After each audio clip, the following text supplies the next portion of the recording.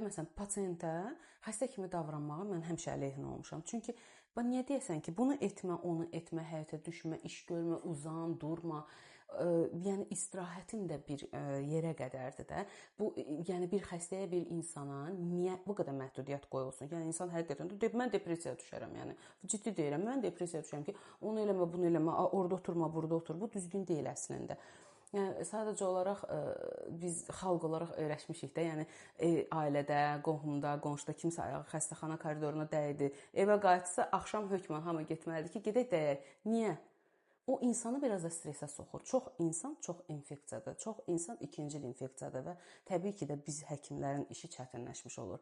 Nəzərə alsaq ki, biz onkoloji xəstələrlə işləyirik. Burada immunitetin normal işləməyi, xəstənin normal motivasiyasının normal olmağı bizim üçün çox önəmlidir ki, yəni müalicəyə də inamla getmək lazımdır. Fikirləşəndə ki, yox mən xəstəyəm, bunu eləməyim, onu eləməyim, bunu yeməyim, onu yeməyim, ay Allah necə olacaq? Təbii ki, onda o zəncirdə bir qırılma olur.